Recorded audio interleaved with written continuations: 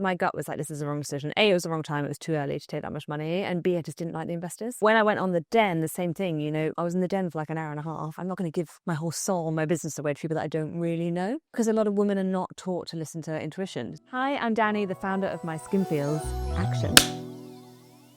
I'm Horea, a four-time entrepreneur who knows how brave you have to be to start your own venture. So I'm talking to women entrepreneurs, creatives, and experts to understand what it really takes to do things your own way. Welcome to Oh She Can Drive, the podcast where we have brave conversations about dreams, challenges, and trade-offs to help you take the next step on your unique journey to building something meaningful. Let's get into it. Today, I'm sitting down with Danielle, the founder of My Skin Feels, and we have some of the products here. The skincare brand turning food waste into feel-good skincare. I'm so excited for this conversation because Dani has been in the industry, at the heart of the industry, for like over 15 years, including helping Charlotte Tilbury launch, which is so exciting. Out of the small team. Yes, like the founding team. Yeah. And then she decided to build something of her own. Yeah. You may recognize her from Dragon's Den. Earlier this year, she actually got a deal. You got a few offers and then turned it down. But we're going to get into what actually happened. She did all of this as a one-woman team, which is so impressive, and guided as much by intuition as by spreadsheets. I know that sounds cryptic, but you'll see what we mean. Welcome to Oh She Can Drive. Thank you. I'm so excited to be here. Thank you so much. So the press has gone wild with the Dragon's Den story, as they always do. For anyone who hasn't heard it, so you accepted an offer. Yeah. So we went on Dragon's Den in February this year. It was filmed a year ago, so I've been sitting on it for a year. Yeah, it's crazy. Okay. And you don't know if it's going to actually be aired until they tell you like a month before. So in December, I found out it was going to be aired. And then they told me the date like 2 weeks before it actually happened. So it's very like last minute. But so you're supposed to wait for the investment? Kind of, yeah. Okay. So basically you go on the show and then you accept it on the show or don't accept it. And then there's a whole due diligence process that happens after the Makes show. sense. Okay. But what happened with me is I went on the show and I offered 10% for 50 grand. That's what I went in with the offer of. And I also had to value my business a little bit lower for the TV because they don't understand all the nuances of valuing your business. So it was already a sweet deal. And then the three dragons that offered wanted 20% for 50 grand, which is a joke. I mean, it's doubling the stakes, which is massive. Massive. And if you ever want to raise again and you're giving 20% of your business away, they're going to be like, well, we're not investing because you made a silly decision giving 20% away. Totally. So when I left the den, you can actually see on my face on the show, I was quite disappointed. But after filming, they're meant to reach out to you straight away. 5 weeks went past and I didn't hear from anyone about any like moving forward step process. And in that time, 5 angel investors came forward and offered a much better deal. And we went with them instead. I mean, that makes complete sense. And they also missed out. Like if you snooze, you lose. This is so important. And there's like such valuable information in what you're saying. Yeah. Like not all cash is equal. No. So with the angel investors that came through, what was different and what felt maybe more aligned to your terms? I mean, crazy. So that's actually not the first investment we turned down. I know, I was going to get to that. It links to it. So when we first launched the business, I won an accelerator scheme, which was like a massive amount of money, 250,000. And I just didn't like the investors. My gut was like, this is the wrong decision. A, it was the wrong time. It was too early to take that much money. And B, I just didn't like the investors. So, you know, you're getting married to your investors, so you have to like them.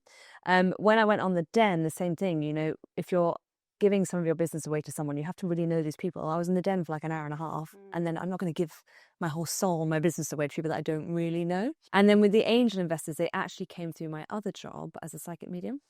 Yes. So should we take a pause here and maybe explain this? Yeah. So I'm the founder of My Skin Feels, but I'm also a professional psychic medium, which runs in my family. And I trained for 7 years at a school. So every week I see clients face to face. I didn't know you could train in the school. Yeah, it's around the corner from here. Yeah, the London College of Psychic Studies. It's amazing. Oh, wow. It's been around since the Victorian era, and it's where they used to study on people like me. So all the scientists in the Victorian era used to like study on us. That's and came to school. incredible. It's amazing. If you're spiritually inclined and are stuck or whatever, it's the best place to go.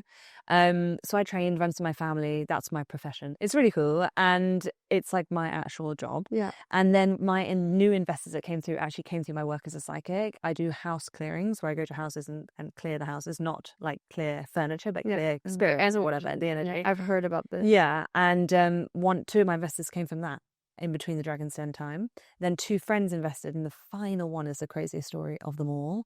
And this just proves that fate is a real thing. I was in a sauna in the middle of a wood outside of Brighton where I live. And like, why would someone I know be in the same sauna on a Thursday afternoon? Like, it makes no sense. And this woman walked in and she said, I see you everywhere. He goes, I bought your products in London at 2 different markets and now you're in the sauna on a like random afternoon. Why are you here? And I said, I went around the corner. She was like, weirdly, my best friend is with me and she's a beauty journalist. And I was like, oh, that's so weird. So we all got talking. And then the beauty journalist was like, oh, my best friend is an investor that invests in female businesses with a purpose. You should meet her and choose our last investor. So for me, the difference with these and the Den, 1, fate intervened completely. 2, these investors really believe in like what we're doing is a mission. Yeah. So slow, sustainable growth, trying to change a beauty industry made from food waste, how we're actually like an impact brand, and also trust in the fact that they actually believe in me. Whereas on the Den, it was like 5 minutes in the product. They don't know much about me. And with the first investors, they were like VC kind of wanting fast growth, and that's not our brand. So it's finding people that you really believe in and believe in you and that understand the business you want to build versus just taking any old money. Especially this early on, like they're really, as you said, it's like getting married to someone. And it actually is. And like, you have to know that going in. And I think people are really willy-nilly with investment and they just like blanket sweep it and get all the money they can and they will regret it later. Like there's you can take time. And also taking the money comes with a certain level of accountability, right? Yeah. So you're taking that money, but you need to deliver on certain things. What are those things? Exactly. Depending on the investor, those things will vary. Exactly. And they may cause you to change the direction of your business because you don't have another choice. Yeah, it's really true.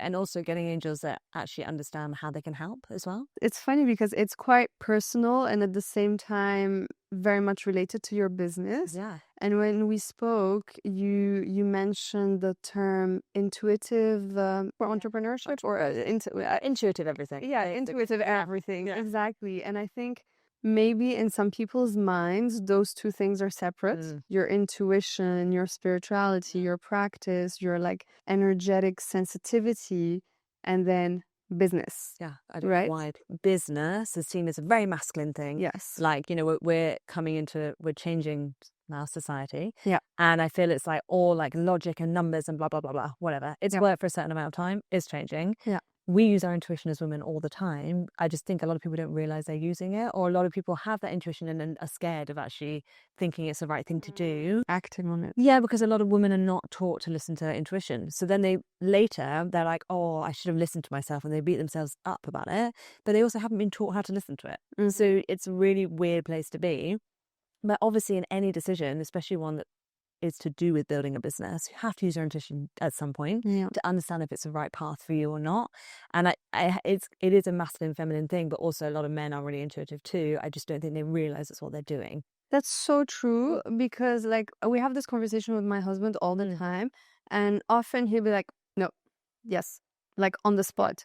And I'm like, why? He's like, I don't know why. I just don't feel it, you know. Exactly. He's like, I can't explain, but like this is what I feel. And he'll just stick to it. You know, he will not doubt himself. He will like stand his ground. And it's true, like there's a certain assertiveness that men have about their beliefs or opinions or judgments of a situation. And with women, we always have this little inner critic that's like, is it really? Should I would say with men, there's a little bit of ego. We have to, sometimes the ego gets in the way, but if they're actually an intuitive man, they will pick up on it. But they do go hand in hand. It's just people thinking it's really woo-woo, and I think that's the problem. And that's my whole thing, is normalizing it. Like, I was born with this, so I can't help it. So if I can make it more normal for people to be like, actually, I should listen to my gut on that situation. That person's not right for the business. This decision's not right. Then that's just going to help the whole thing. So does it come to you almost all the time, or do you have to seek it, or does it sometimes not come to you? How does it work? I had to learn how to turn it off. So Okay. the reason I went to school to study was to learn how to control it. Oh, interesting. Yeah, it was, as a kid, it was a lot, honestly. I was like, grew up in a very old haunted house, and I went to a very old haunted boarding school, and it was a lot as a kid to feel things, know things, sense things I shouldn't know, and also absorb energy. Like, I had to learn to boundary, to turn it off. So it's always on to a certain extent, but it's off. Like, I wouldn't be reading someone in a room when I'm not like in a sitting now, because it's such a much energy to do. Yeah. And especially people are like, I meet people at these events, they're like, oh, what's going on now? I'm not reading you because there's a million people around. And then it becomes entertainment, and it's not actually entertainment. So by law, it's classed as entertainment. It's a whole thing. So a psychic reading is classed as entertainment. Yeah, because a government came in that was super religious, and we are like under the Witchcraft Act, kind of. So they kind of put it as like, oh, we'll put that as entertainment. But if you go to a massage therapist, a Reiki practitioner, a healing, it's all got a different category. Yeah. So my job is to try to change that and make it like certified as a real thing. And there is a science behind There's a science behind it. Yeah, it's been around for like 100,000 million years, and it's just ridiculous that people think. The thing is, I understand like all the woo-woo-ness and the tick, like witch talk and all that stuff. Like, I get it. That's like entertainment, fun versions of it. But if you come for an actual sitting, it's a lot of healing. It's a lot of deep ancestral work. Yeah. It's like shamanic practitioner, plus psychic, plus healer. It's all those things in one. But you really need to be trained and go to someone that's been trained. To close off this topic about like the decisions you made, in your case, like, what did those experiences teach you about the relationship between external validation and what is expected of you in business decision making versus, again, really trusting what's right for you in your business? I mean, for me, I do have that trust because I've done all this work. But even today, like, I was with another founder, and you still wobble and think like, oh God, was that the right decision? Should I have done this? Because you're then thinking about the other people it's impacting, like your investors. But there's also so many brands doing the same things out there, all talking to the same noise, doing the same stuff. I feel like if the decision fits you and your brand and it sends you on your own path, that can only be the right decision. So it just really feels like, okay, things might be a bit different, might be a bit slower. We might do it in our own way, in our own time. But because we've made the right decisions for ourselves, it's going to get there in the end. Then it's always the right thing. It's always the right thing. So I do want to rewind a little bit to the earlier days. So you spent nearly 15 years in the industry. Tell me more about being part of the Charlotte Tilbury founding team, and I guess at which point you decided, okay, I'm gonna do my own thing. Well, it's a journey. It's such a journey. So I have to go back one step further. Okay. So I was at university and hated it, and took a year out, and my university said, go and do something you've always wanted to do. I always wanted to be a makeup artist. That was like my thing. As a kid, I had like books of makeup, like obsessed with makeup. And back then you had to go to school to be a makeup artist. It wasn't like Instagram. So people were learning on Instagram. So I went to this makeup school around the back of like Little Venice in West London. And it's where Charlotte actually trained to be a makeup artist, but I didn't know who she was. And when I walked into the principal's office, she had all these posters on the wall. And I was like, that's weird. I've got all these posters on my wall. And she was like, oh, they're all by someone called Charlotte Tilbury. And I was like, oh, who's that? Like, she's a makeup artist. Nobody knew who she was. Did the school. And then Charlotte messaged the school, was like, I want an intern to come and help. And they put me forward to be her intern. I was her intern for 24 hours. And then her PA who hired me left, and I became her PA at like 19 years old in London. And it was just Charlotte and like 2 other people. And we were doing the Tom Ford makeup line. So that was like when I joined. And then I moved from that to social media marketing PR assistant, basically, in a few years like after that. And then I saw the brand go to America and left after America. And it was like money can't buy experience. It was insane. I did all the fashion weeks. Charlotte is like a tenacious force of like amazing power. And seeing it go from an idea in her head all the way to like where it is now is unbelievable. And actually watching it, unbelievable school, like seeing how to make a brand, unbelievable. Understanding marketing from that perspective, like all of it was just insane. And traveling the world, and like it was insane. And then I got burnout actually at a really young age. Didn't understand it. I was like 24. The only thing when I was at Charlotte that I was really like, it was like irking me, is that I'm a big believer in clean, natural beauty. And obviously it's not a natural brand, which is not a bad thing. But for me, from an ethics, planet, values perspective, that really was a bit of a thing for me. And I think I would have struggled carrying on with that. And I always wanted to launch a business.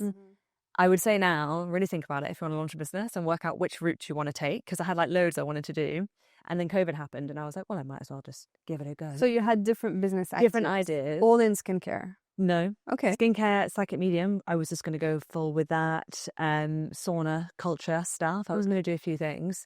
And then I was like, well, I know how to do this. And this industry really needs to be changed. Yes. It's ridiculous. So I went to this big packaging show in Paris to try and find some good packaging to like be a sustainable brand. And the best thing they could show me in 2020 was a mascara wand with like 5% less plastic. And I remember being like, if this is all the industry is producing, we have to change it. And so that's why I made the brand and made it as sustainable as possible with the ingredients, with the packaging, all the stuff. But it really came from seeing an industry that's not doing anything and being like, you can do it. It's not very hard. You just got to do it. Yeah, when you're thinking about building a sustainable brand, it's not just the formulation and the ingredients of the product itself. Yeah.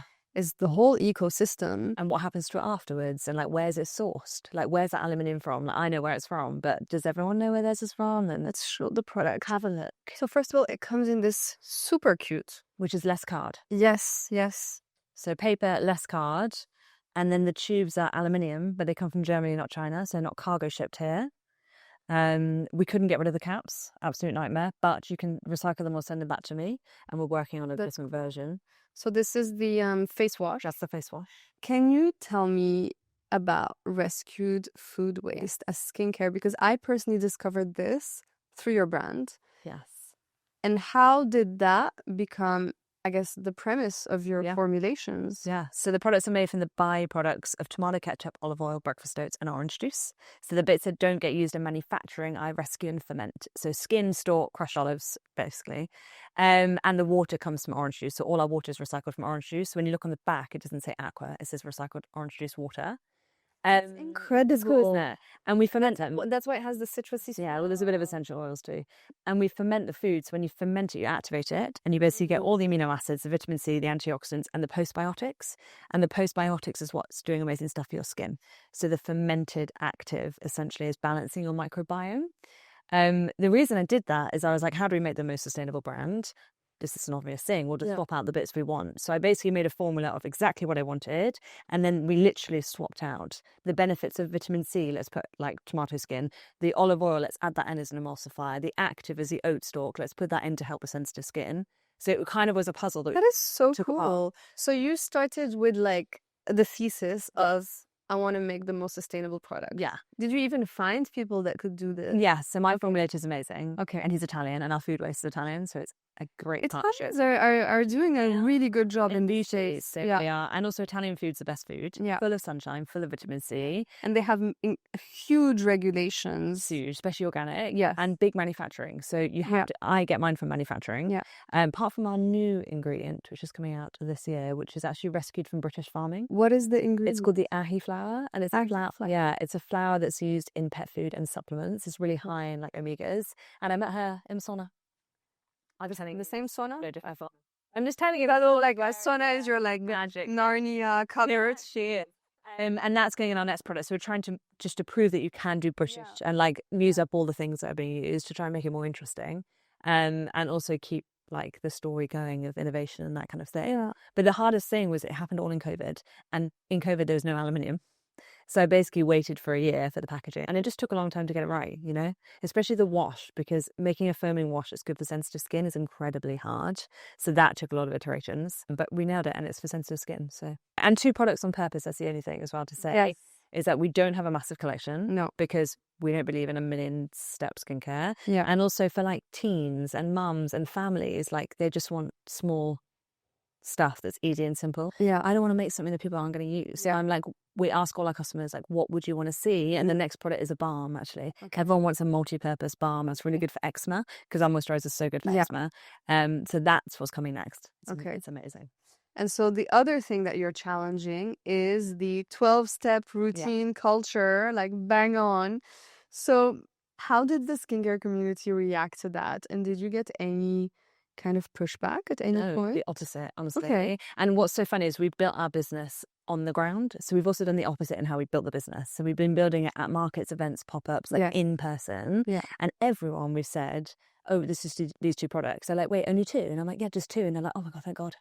It's too much. And I was like, exactly. You just need to wash and moisturize. And they're like, thank you, because I've been told on social media I need X, Y, blah, blah, blah, blah, blah, blah. My skin's got really messed up. And I'm like, well, your microbiome's got like disrupted, and you just need to get so confused. You just need to get it back to neutral.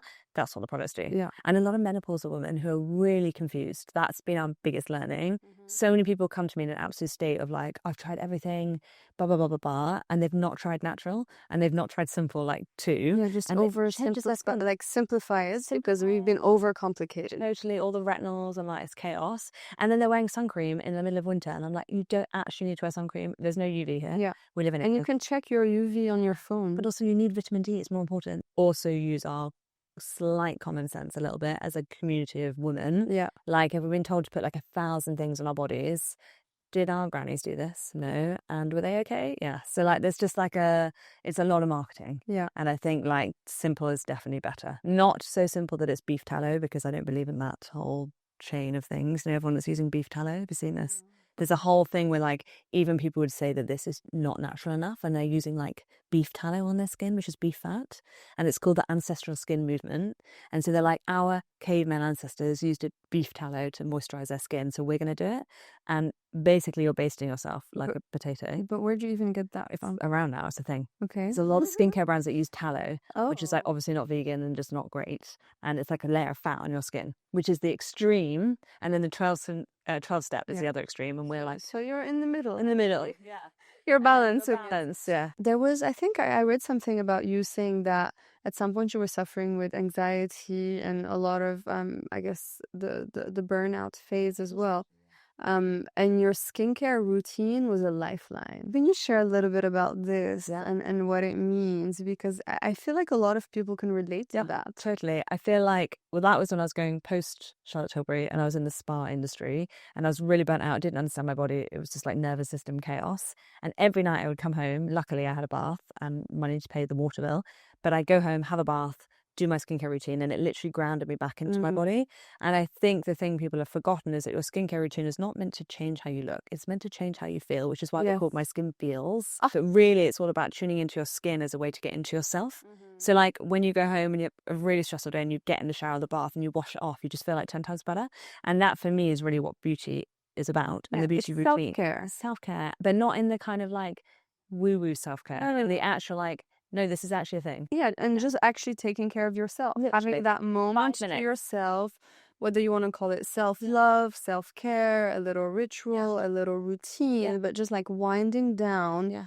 And like, I don't know if I mentioned this, but actually my first business ever was a skincare brand. I definitely did mention that. It was so much about the rituals of, you know, like you're applying the oil. Are you smelling the scents? The aromatherapy, enjoy it, like the textures, the intention when you're massaging yourself. Like just, this is a little moment of luxury in your day. Or connection. And connection. It's all about going in. Exactly. And we're in a world that's so out, and we're in a world that makes you think that being yourself is not enough, and you have to change how you look, and you can't age, and all this like nightmare that we're in. It's all the patriarchy stuff. And actually, if you can just do 2 minutes to wash your skin and tune into how you feel, to get into how you actually feel on the inside, that's really what we need to do. It's all about grounding. And that's what skincare really should be. This is an interesting one, because when you're now pitching to retailers or beauty buyers, if that's part of your business strategy, do you have like some skeptics that are like, we're just not really into retail? You're not. Completely honest with you. But I think this is an important point. Yeah. Because we do our own retail. Yeah. I like all these events. Every weekend we're doing things. And the retailers that we're in Credo in America, which is my dream retailer. Which is incredible. And we're together because they understand the business. They got it straight away. You don't need to pitch it.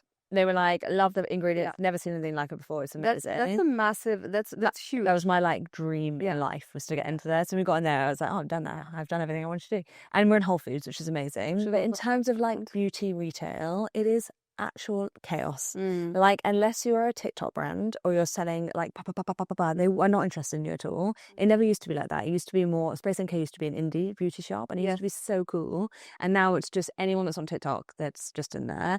And the landscape has changed for beauty, and a lot of my friends who are founders of beauty are not doing retail.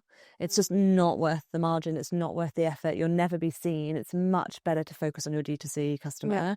And so for me, it's about educating the customer on what food waste is, and rescued food, and sensitive skin, and natural. There's a massive lack of education around natural products still, and that message is important. So retail, we're just not into it. It makes sense. And actually, this segues really nicely into my section that I call Behind the Build, which is the more operational business, financial decisions, and realities of the business. So, for anyone listening today, you just spoke about how you're not really into retail, you're more of a D2C brand. So, yeah, what is exactly the structure of your business? So, D2C, Yeah, D2C and wholesale accounts with Credo and Whole Foods, small, and then D2C online, but also D2C in person. in person. So, is that still a huge component? It is. I mean, D2C, because we were on Dragon's Den, D2C online has gone like this, but D2C in person, I just don't think you can ignore it. And I do feel very passionate about telling brands to do it because our first 3 years were built on the ground. So, what does that look like? So, well, the first 2 years I didn't have a car and I had a festival trolley and I wheeled it up and back and forth to London every weekend, every market outside in the rain, like you name it, I was hustling. But how do you find your spot in the market? I just researched best markets and then I then became, there's like a whole circuit. I then got on the market circuit and like Salad Days is the best one in the entire world. If you've never been, anyone's never been Salad Days market. In London? It's so cool, yeah. Where is it? They do Battersea Power Station. They have them like in South London. Best market in London. It's amazing. Supporting small female founder businesses, but really cool. And then lots of Sunday farmers markets we've done. And I had to test them out and try them and do different things. And then last year I got a car. And we got Hulkin bags. Have you seen them? They're these bags. They're amazing. They're like these square bags on wheels. It's like been an absolute game changer. They came from America and it's like taking over the UK. And so we just have a kit and then I have a team that goes out to all these markets now.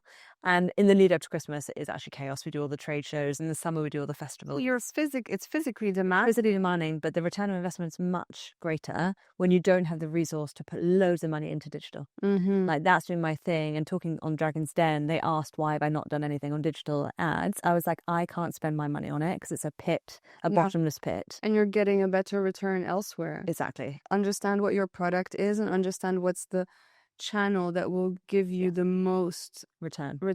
And especially in the early days. In the early days. And also the other learnings around it. Like I learned everything about my brand by being in those markets, what people like. I was just gonna say, and like you're on the ground capturing all the information, meeting the customers, getting the feedback, hearing what people are saying. And also my pitch for Dragon's Den, I already had it because I did it all at the markets, so it was like, oh, this is like just doing a market pitch. So I will say that's been a huge important part of the business. It can't go on forever because you can only go to so many. But I still feel for this year and next year, it's going to be quite important. And we'll just get bigger and do bigger ones. And maybe some of the smaller farmers markets we probably won't do. But I still think it's important. If we're not in a retailer, people can come to us and try our products in real life. And that's what you want from a skincare brand. We can explain it to you and, you know, I could sell to a pigeon, honestly. I am. Okay, give us the pitch. This is skincare made from food waste. And they're like, what? And then like, it's made from the byproducts of tomato ketchup, olive oil, breakfast oats, and orange juice. But I promise it doesn't smell weird. It smells amazing. And then I would get the customer to smell it. And I would say, hey, give it a smell. It smells like orange juice, right? So fresh. It's like a Mediterranean. It is. Mandarin, tangerine, neroli kind of scent. It actually is. And then I say, I've been in the beauty industry 15 years. I was part of the founding Charlotte Tilbury team, and I've seen how unsustainable the industry is, and I wanted to prove I could do better. And we have two products, a face wash and a moisturizer. The face wash is like a gel to foam, gets rid of makeup, sweat, dirt, pollution, doesn't dry your skin. It took me 3 years to make that so it doesn't dry your skin. And then the moisturizer is our hero product. I designed it to go on your face, to go under makeup, because I used to be a makeup artist, but I've accidentally created the world's best eczema, acne, sensitive skin cream. Accidentally? Didn't mean to at all. Try it on your hand. Actually, my hands are dry. There you go. Very cold today. Basically, we ferment the food waste. So we get the skin, the stalk, all the crushed olives, and when you ferment it, you activate it. It smells great. And the moisturizer is so good because we ferment the stalk of the oat, and when you ferment that, you get 5 times the amino acids and all the good bacteria. And oats is biodegradable for the sensitive skin. But normally oats that are used are like breakfast oats, like the bits. We take the stalk. That's the bit that protects the plant. So actually this bit, which is the stalk, that's the bit that we use. That's the bit that is 5 times higher in amino acid. And it melts into your skin, right? It's almost like a woody scent. Yes, very light. So nice. I love it. And it's tested for eczema-prone and sensitive skin, which we know is important because a lot of people are suffering from eczema, especially in London. And don't need very much. This one lasts about 6 weeks. This one lasts about 5 weeks. It's amazing. Like, this is such good training for anyone starting a business. You learn all the skills you need as a founder. pitching, Confidence. people skills, confidence. I mean, obviously the first times it may be difficult if it's not natural to you, but like you do it so often Yeah. that Yeah. that's it. I will say, when you go to a market and you haven't made, there's always a day where you don't make any sales. Really? There's like I've had like 2 markets very early in the beginning where I was at the wrong market and maybe I wasn't confident enough and I didn't make any sales. And you feel so disheartened. It's unbelievable. And then it's about just being like, no, I'm going to do it again and try again in a different way. And then you'll get the art of it. And then it just... But again, that's the resilience that you need as a founder. And then as you said, understanding the why. Why do they not sell? Yeah. It's never personal. No, it's not. It's like I was in the wrong market. It's wrong. Too expensive. Exactly. Different crowd. And it's raining or whatever. Or if it's really sunny, it's bad. It has to be like a grey day. That's the best. And also maybe it's like a time of the year where people haven't got any money to spend. Like, it's all these factors. Yeah, so many factors. What is the single decision that most changed the whole trajectory of the business? The thing that happened was that I started working for eczema, and I did not know that. So I designed that just to go on your face. It's a face moisturizer. Yeah. It leaves like a dewy texture. And then somebody was like, clear my eczema in 24 hours. And I was like, what? 24 hours? 24 hours. Their daughter's eczema in 24 hours. She showed me a picture. And I was like, oh, that's really weird. And then I had someone else be like, my hand had eczema for 10 years. 3 days later, it's gone. And then so many people started coming out the woodwork. I had to get it back tested. So it's now officially eczema-prone skin tested. And then we had a wonderful customer called Dan, he's like our angel, who had topical steroid withdrawal, which is the worst thing you can have. It's after you've been using steroids for your whole life. And then when you come off them, you have a withdrawal and like all your skin falls off. It's like literally the worst thing that can happen. He used it on his TSW and it worked. And I was like, right, something is happening. And now we have so many customers with eczema or sensitive skin or menopausal skin or angry skin that use our products. And it's because of the fermented food. Yeah. And so that has been a game changer for us. Okay. I want to talk about this reality check. I think founding a business can sometimes be very much glamorized, right? But the day-to-day reality is not. And I think just from describing some of the things that you've been doing, you're looking for that strength to keep going because it's so freaking difficult, but you figure it out. I would say now is my lowest point. Really? Yeah, I'm in them really low. I'm sorry to hear that. No, it's okay. It's after Dragon's Den. Okay. So I feel like I'm year 3 in. We basically went from launching into America in September straight into a full Christmas period of like back-to-back, like 80 markets, straight into Dragon's Den. I haven't rested. And I haven't rested for like 2 years. So my burnout is like really high. And so I feel actually now is a bit that I need to be the most resilient, but also recognize I'm not at my best. And so with my team, they're like, you just do what you need to do and we're taking over. And so I think there's something to be said for the period that I'm in now that's really quite difficult. It's a transition period because the business is growing. Yeah. You're coming out of the days where it was just you and you could do everything. Yeah. Now there's so much more on the table. So as a founder and CEO and everything that goes with it, you need to change the scope of your role. Exactly. And understand what I should be doing, what I shouldn't be doing. Yeah. But also you need time away to figure that out. Yeah. So I am going on holiday. It's all good. And I'm not taking my Instagram. Like, it's going off my phone. So that's exciting. But I think like there's definitely something to be said about this time, like year 3. But then there have been some really stressful periods that people like when you like manufacturing is so hard. And when someone makes a mistake that's not in your control, unbelievably stressful. Like we've had 2 things where I nearly lost my mind. We had a manufacturing issue where a whole batch was made incorrectly. And how big is the batch? 2,500 products, which doesn't sound like a lot, but it's all my tubes that are wasted, all the ingredients that are wasted, and also who pays for it, how does it work? That was incredibly horrific. And then we shipped to Credo literally 2 days around the Trump administration changing all the tariffs and trying to deal with FedEx, and you're working with the biggest dream retailer in the world and it not going through.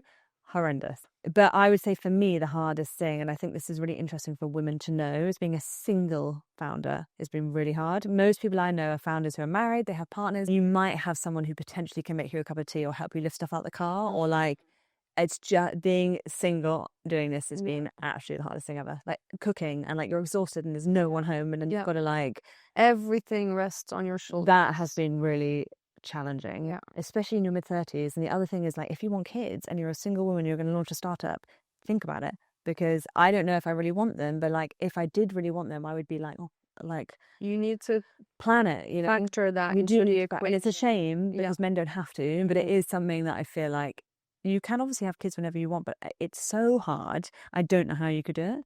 And like, I just don't know.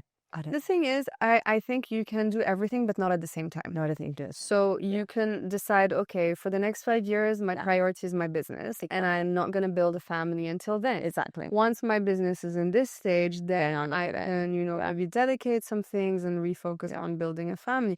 And then a few years after that, you refocus on your career. Exactly. I do think it's important to tell people it's not glamorous. Yeah. Like, it's really hard not. work. Yeah. And I haven't exercised in 2 years. So what are you going to be doing so that 1 year from now, your days look different and you can have a healthier, more balanced lifestyle in other aspects of your life? And I'm going on holiday. Great. I'm also going to move house because I live in the middle of a city and it's chaos where I live. So also when you're super stressed and you come home and it's like, it's not good. And then I've got a team now. In December they came in. But they came into Dragon's Den. So it was like 100 miles an hour. And I have an operations manager who's amazing. She does every random bit of a business. And then I have an amazing head of marketing who's like digital focused. Then we have like 3 salespeople. That's the investment has allowed us to do that. So, and I have a salary now.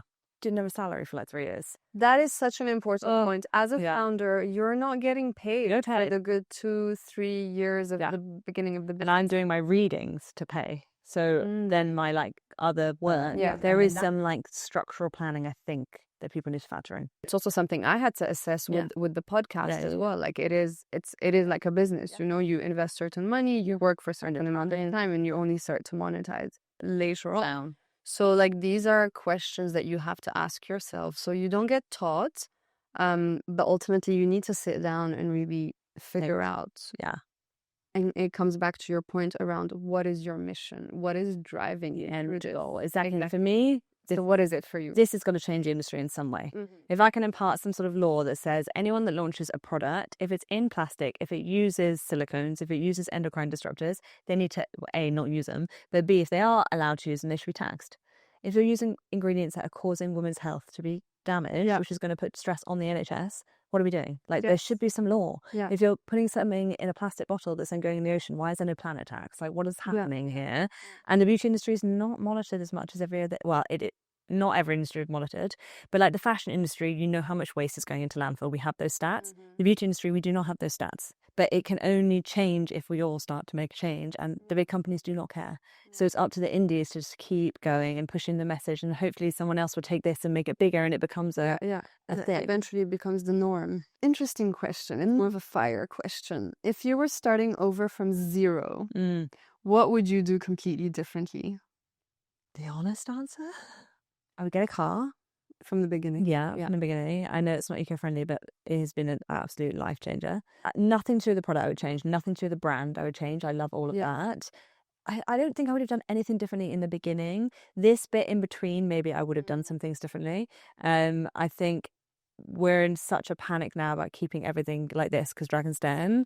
And it's quite hard not to take influence from outside. Like, you need to be doing this and this and this and this. And I wish I'd taken a break like last month to assess it all, because I feel like we're wasting a little bit of money now by not thinking about the long-term strategy and just focusing on the keeping everything going momentum. But so when you keep saying now we're in Dragon's Den, or the Dragon's Den, so when you're referring to that, what exactly are you referring to? The orders and everything. It's the like trajectory of the orders, because it's been really amazing, but then I feel like there's pressure to keep that going now. It's happened. Okay. So you don't want it to dip. Which it will naturally. Exactly. But it's like I feel Dragon's Den as well, you just don't know what's going to happen, so you can only plan so much, you just don't know. But maybe we should have thought about this bit more versus the like actual show happening. But obviously there's only 3 of us and we're part-time. I know. This learning from this like big PR moment, let's say, you can take into the future. Exactly. It's just, and it's a good problem to have. It's a good problem to have. Yeah, so you want My Skin Feels to be a household name and the leader in the conscious beauty movement. So how do you balance the growth of the business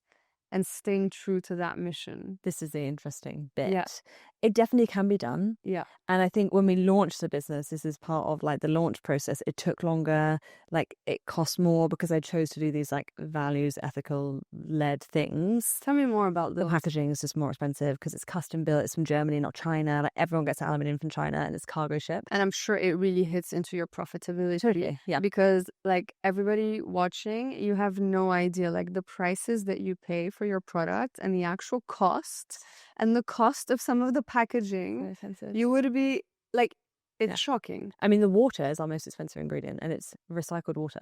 I know. But I was like, well, the whole point is that we're trying to be sustainable. So like, if I was doing it for profit, I wouldn't do that. No. But because I'm doing it to make a point, that is why. For me, I think it just we always have to come back to what our mission is and our values. Yeah. And there have been things that we could have done that I'm glad we didn't do because it would have meant like, oh, maybe it took us down a path that would make us more mass. And if you go mass, then you have to cheapen. And that's why getting the right investors is the right thing. If I took that money in the beginning, crucial. Would have cheapened it and they would, you know, and how much money you give away, how much percentage you give away is really crucial too. You can't compare yourself to anyone else, maintaining your ethics and your values. And at the end of the day, if you make a really good product that's really values led, it's always going to work. If it's a great product and it's got a great story and it's great values, it will always continue pushing. People say, oh, it's an overnight success, but you don't see the years leading up to that overnight success. It's never an overnight success. Ever in a million years. And that is something happened yesterday, which is really interesting to me. There's loads of influencers launching brands now. Yes. Which is annoying because they're like this overnight, right? That's what it looks like online. You do find it annoying as a founder because you're like, I've worked for like 5 years. I've already got like 20,000 followers and they've got like 400,000. They're like launching a brand. And they're the ones who are becoming recognized as like founders, which is why we're in the windows of Whole Foods at the moment, because Buy Women built this platform we're with. It's like, no, you guys should be the influencers. You are the people that have done the work for years and you're not recognized, but this person who's got a big Instagram account is. And there's a brand, an electrolyte brand, and they did a post yesterday where they gave out their electrolytes to 500 runners in plastic cups. And I commented being like, guys, you can't use plastic cups. And they went, oh, startup life, haha. And I literally was like livid about it because I was like, you're not actually doing the things that you should be doing and it's looking like an overnight success, but actually under the core of it, you're not actually being a like respected brand, if that makes sense. You're not being true to like your or anyone's values, and you're just focusing on sales and becoming this fast growth thing. And I feel like there really is a place for brands to go a bit slower and do it right and do it well. And look at brands like Willida, they've been around for 100 years. So like I just don't think Instagram and social media is painting the picture of like the reality of things. So it's just for anyone like young girls listening who feel like, oh, I want to be an entrepreneur and that's my job. That's not the job. The mission is the job. The entrepreneur is not the end goal. The entrepreneur is the role you take to deliver on a certain mission. And it's never easy. But then how do you balance having a good amount of profitability so that as a business and as a founder, you're also capturing some of the monetary value from your sales and your effort? It's just about education on customers and getting them to understand, because everyone who uses our products buy them again. Like it's one of those things of such good products. What I mean by having a good product. And that's one of the like huge key metrics. Exactly. The return rate. And so for me, it really is like you can be profitable. You just have to work out the way you want to be profitable and like put a realistic structure in place. Like you could be like 5 times the profitable if you cheapened it completely, and then it becomes about numbers. But I'm not bothered about numbers. I don't care. I just want to make a product that actually does a difference. So for me, it's like, yes, you have to be profitable, but there's a way of doing it at the timeline that suits you. You're guided by intuition as much as you are by a spreadsheet. Never a spreadsheet. Never a spreadsheet. Never a spreadsheet. So how do you manage all of the like back end admin info? Okay, so my dad does that. Okay, my dad's an accountant, so he does. Okay, that helps. And a CEO, so he helps that. And then like I just know that my role is a creative. So if I try to do that, it wouldn't work anyway. So I bring people in that can do it. And then they give me the top line and I go with that. But then I am so guided by my gut that it kind of feels like I just look at the bigger picture from that kind of perspective as well, to know which way it's going. So a part of going to like a psychic and being intuitive is understanding the opportunities that are going to present themselves or the energy around a situation. It's your job with free will to take it or not, or do the work so that it happens. So like, yes, I might be able to see this feels like a good idea, but it's only going to work if I X, Y, Z. Or like that feels like a bad idea and I don't like that person, I'm not going to talk to them. Doesn't mean I shouldn't, but it just means like you've got a bit more intel. So it's more of like an understanding versus like, I know this is going to happen. listen to your gut, redevelop the connection to your intuition, Yes. redevelop that trust in that feeling. Oh, that doesn't feel right. That feels better, like trust yourself and follow that. Yes. And it's also like, I think if you, like, you're not on all the time. How do you know the difference between genuine intuition versus fear dressed up as a gut feeling, but it's actually a fear or a distraction or a self-sabotage? You first got to understand where your intuition lies in your body. So people get a gut feeling, mine is all here. Like, what is the thing, that niggle, that nag, that is your voice in the back of your head? Like, where does that sit as a feeling in your body? You have to understand that first, because your intuition will come through that place. You also probably know you're doing something out of fear, but you're probably blocking off the fear. So something in you will be like, I know that I'm making the wrong decision here, but you're not listening to that either. I would look at the patterns in your life too. If things have been repeating themselves over time, and you know they have, you're just not listening to it or not wanting to look at it, that's when it's fear-based or projection-based or something like that. But also go for a reading, go for a therapy session, like actually work on those things and get someone to be the mirror for you. Sometimes you need, in a reading, sometimes we are the mirror for the person in front of us, so we can show them what they're not seeing. And then once they see it, they're like, oh, I actually realize that that's what that is. Or I know that that comes from this thing that happened with my mum, whatever, You have to do the inner work. So it's not something you can just be like, yes, I'm now intuition. Like it's all about doing the inner work and like actually understanding who you are as a person. So everything is a learning and a lesson in life, but you have to get in touch with yourself first. Yeah, it can be meditation, it can be breath work, it can be sitting in nature, it's sauna, it can be, I don't know, chanting, but just those moments of quiet and going inwards. Not ayahuasca, people. No, not ayahuasca. So what does the psychic world think about plant medicine? It's different for everyone. My experience is it's a fast track to something, and it's dangerous to open yourself up that quickly. Okay. Especially if you're someone who's anxious or has ADHD or whatever. I just think like it's a very risky way to get a quick result when actually the journey is the work. And also the plant is from South America. So unless you're South American and you're of that constitution of that land, it seems wild to be taking a plant from South America. Like in the UK, we have a yarrow plant, which does a similar kind of thing. Okay, I didn't know that. Yeah. And mushrooms are a different way of doing it. But I would just say like do everything else first. Well, I don't know what else to say. I hope that was useful. That was like there was just so much information, and you're like, yeah, anyone listening to this episode will think twice about the ingredients of their skincare moving forward. Yeah, the app Yucca, people. Yes. I mean, I use that all the time. It's mad how many come up with syrup. Danny, thank you Thank so you for having much. me. Oh, Thank you so much. That was such a pleasure. Thanks for listening. Let's keep the wheels turning and the community growing. So make sure to subscribe. The bigger the channel, the bigger the guests we can bring you.